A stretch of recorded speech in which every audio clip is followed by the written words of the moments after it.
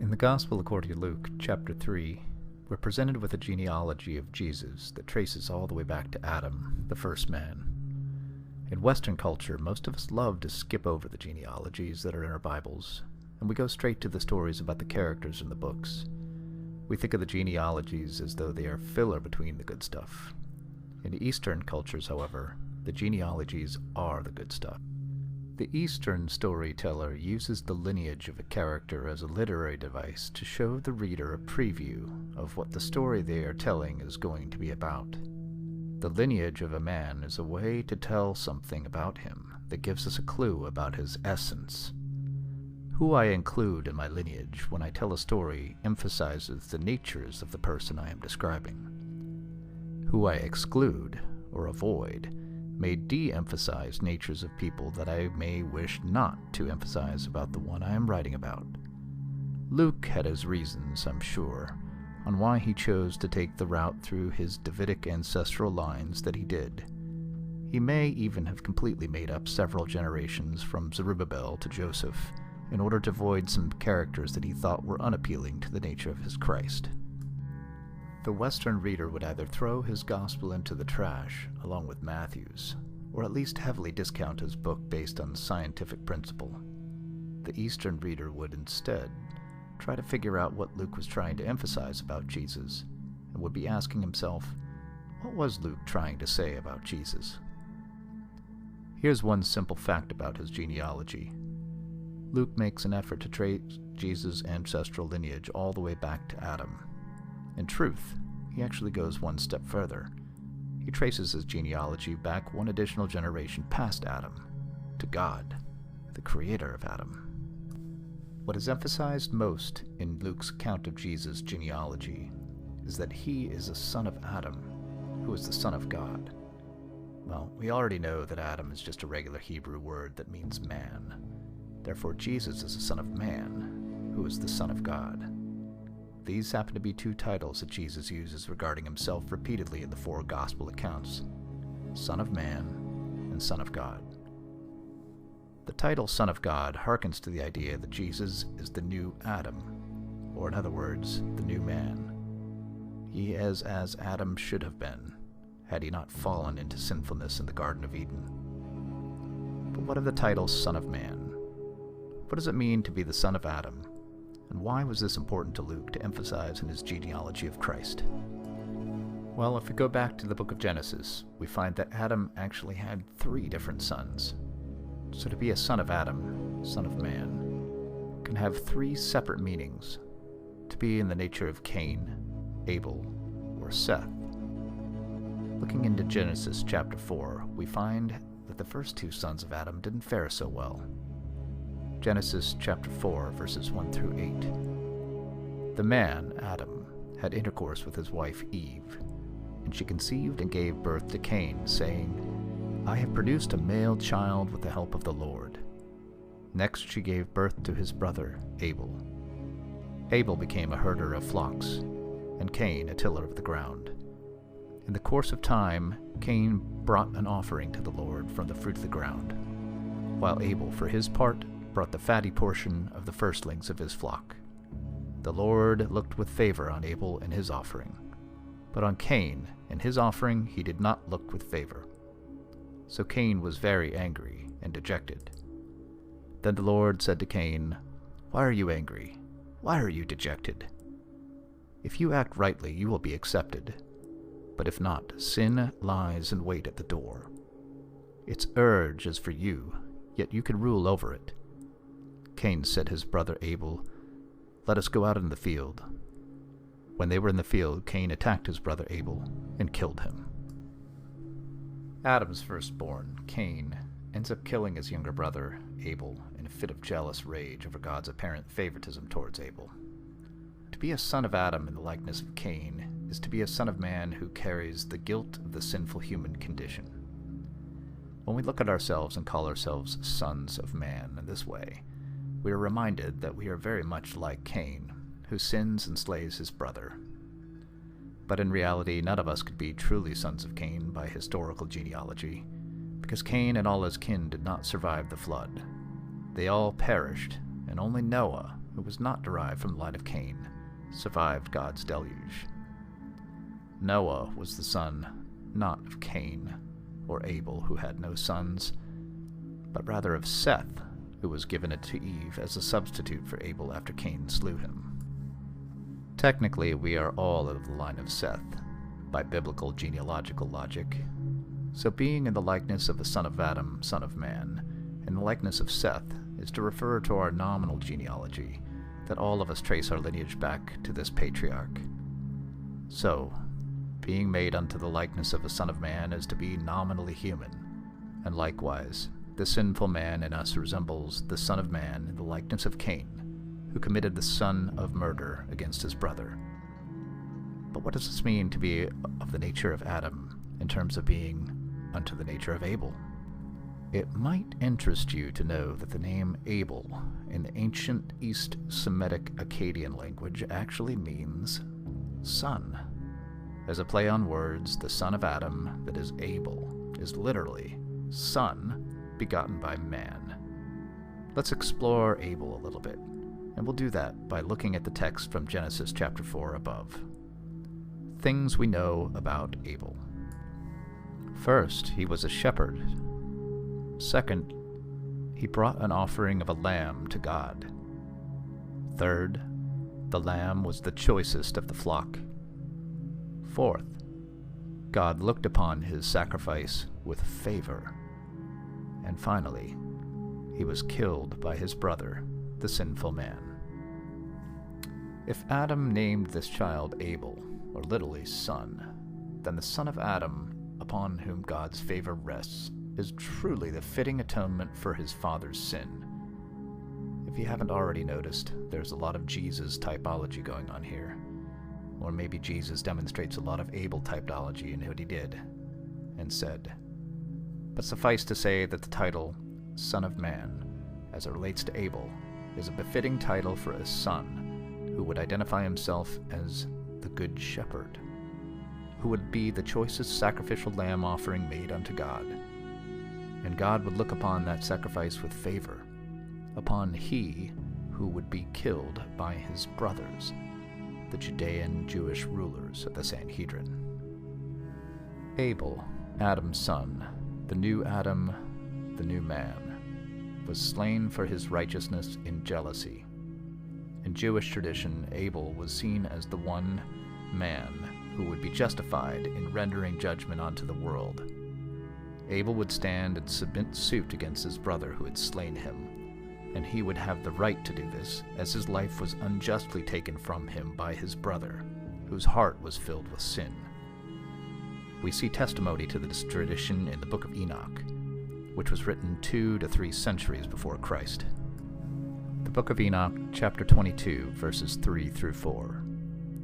Then Raphael answered, one of the holy angels who was with me, and said unto me, These hollow places have been created for this very purpose, that the spirits of the souls, the dead, should assemble therein. Yea, that all the souls of the children of men should assemble here. And these places have been made to receive them till the day of their judgment, and till their appointed period, till the period appointed, till the great judgment comes upon them. I saw the spirit of children of men who were dead, and their voice went forth to heaven and made suit. Then I asked Raphael, the angel who was with me, and I said to him, This spirit, whose is it?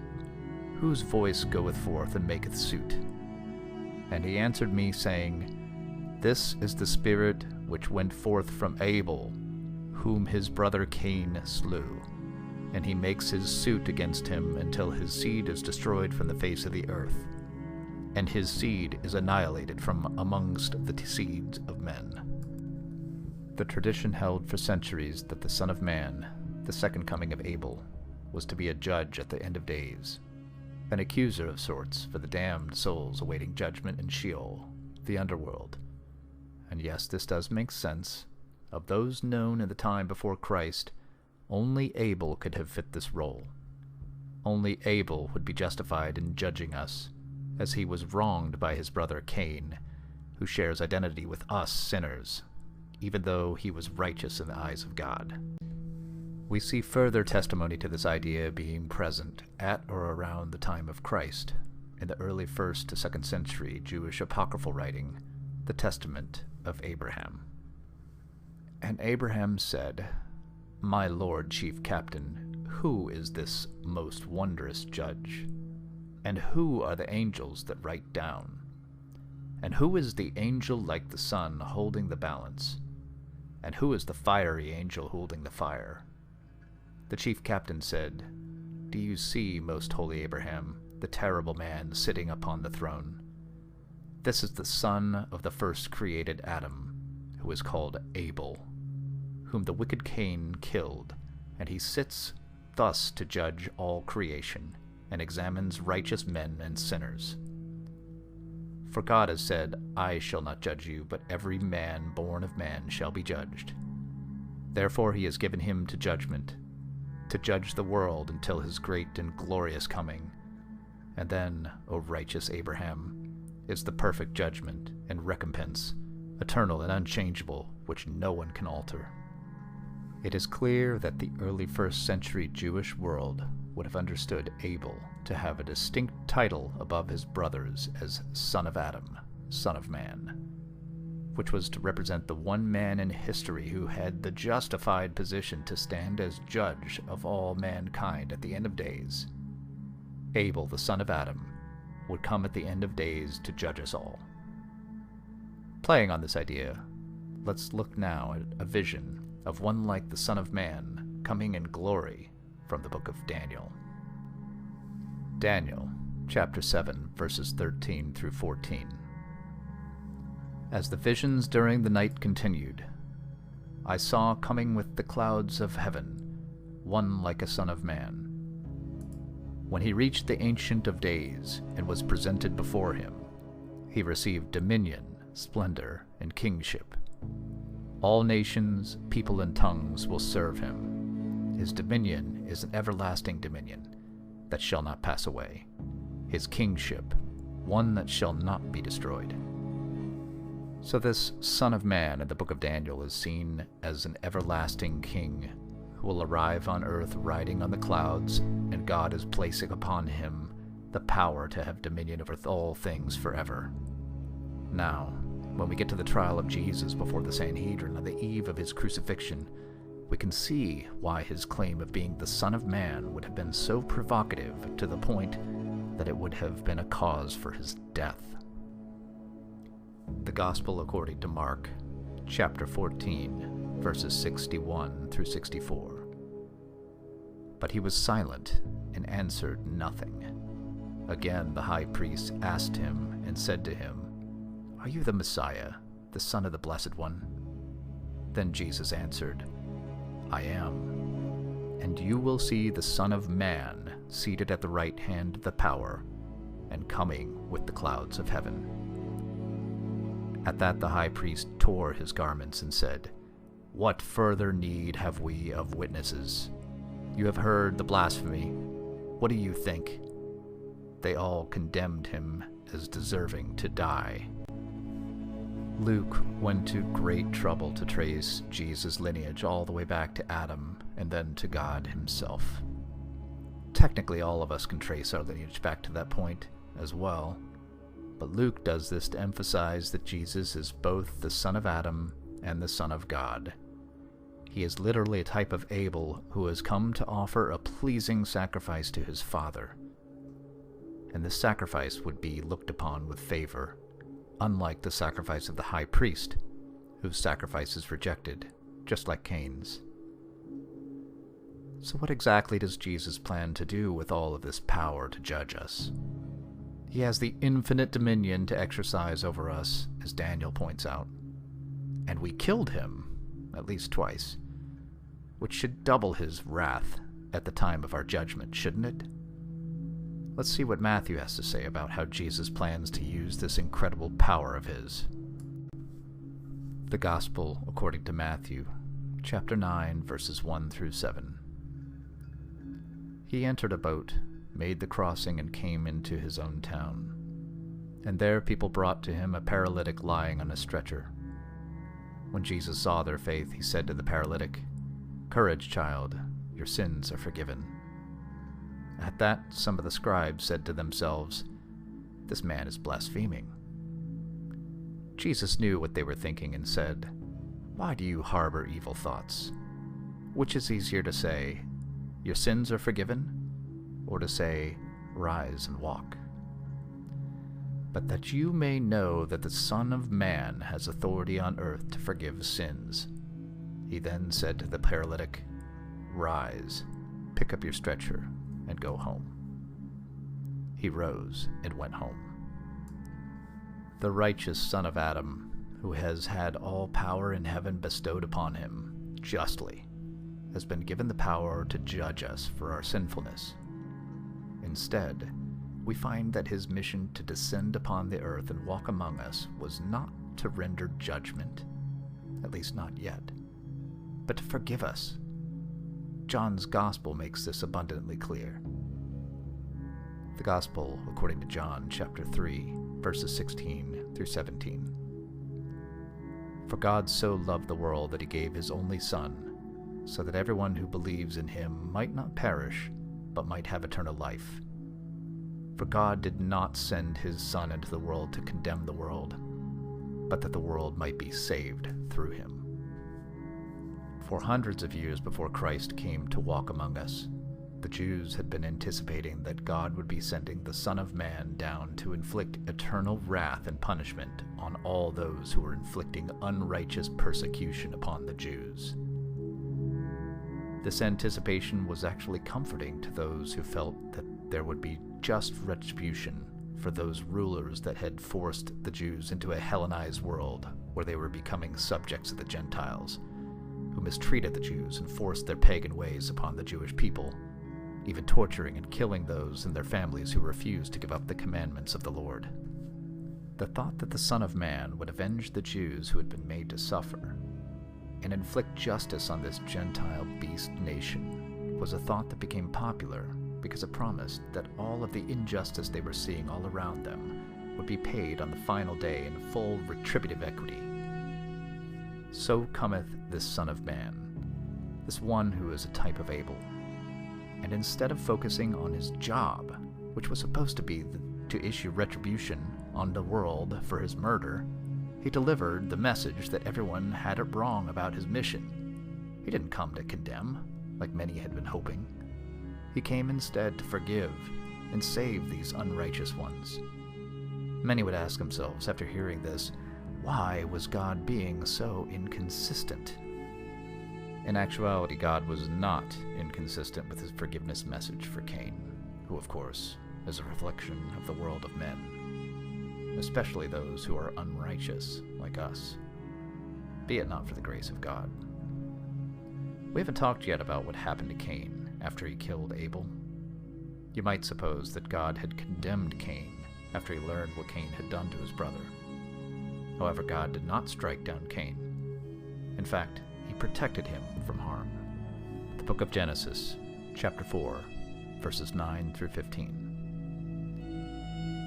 Then the Lord asked Cain, "Where is your brother Abel?"